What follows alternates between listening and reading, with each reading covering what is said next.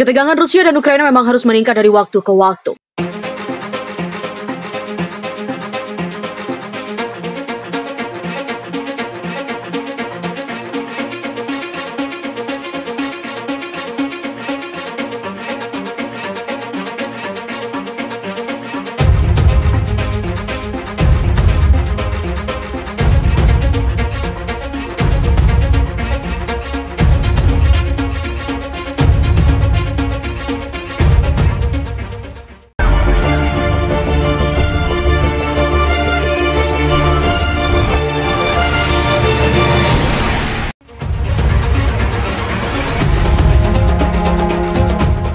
Namun bagaimana nasib penduduk yang tinggal di kawasan perbatasan? Apakah mereka masih bisa hidup tenang atau memang sudah menghilang?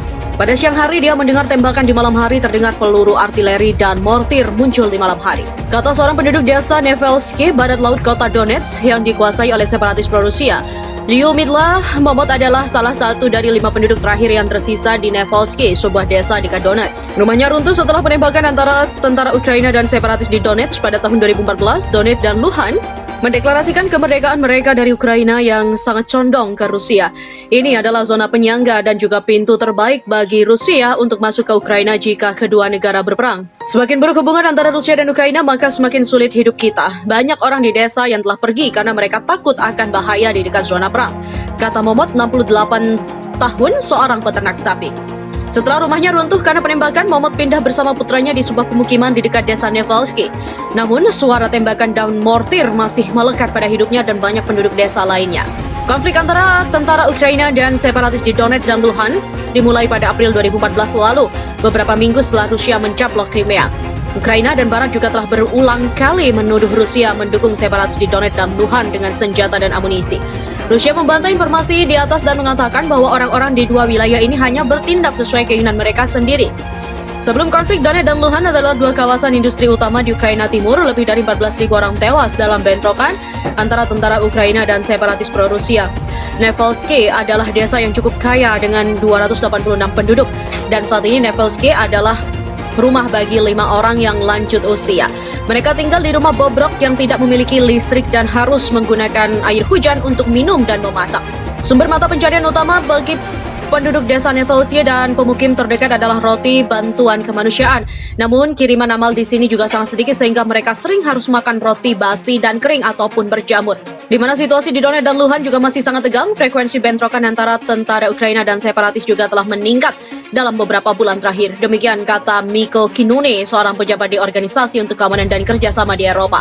Presiden Rusia Putin juga telah berulang kali mendesak NATO untuk tidak menerima tawaran Ukraina untuk bergabung dan tidak mengerahkan pasukan dan senjata untuk membantu negara itu dalam perang dengan separatis, di mana Putin menyebut ini garis merah Rusia. Pada 16 Desember, AS juga mengirim satu skuadron jet tempur F-15 ke Rumania untuk berpatroli di langit dekat perbatasan Rusia.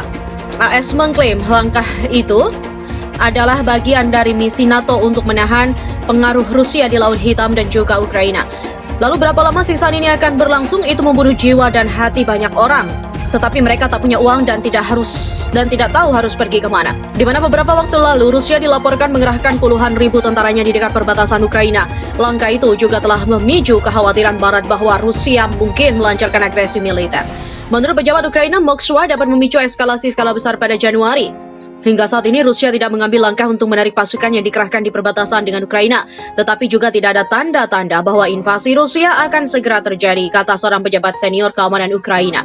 Alexei Danilov, Sekretaris Dewan Keamanan dan Pertahanan Ukraina, mengatakan kepada Reuters dalam sebuah wawancara bahwa Rusia memiliki 92.000 tentara di perbatasan, tetapi akan membutuhkan lebih banyak lagi jika ingin menyerang Ukraina. Melansir Reuters pada Rabu, Danilov mengatakan Kiev juga telah khawatir tentang pembangunan militer dan bahwa tidak ada perubahan besar dalam situasi sejak panggilan video pada 7 Desember di mana Presiden AS Joe Biden memperingatkan Presiden Rusia Vladimir Putin untuk tidak menyerang Ukraina. Ada beberapa peningkatan jumlah tetapi tidak cukup kritis.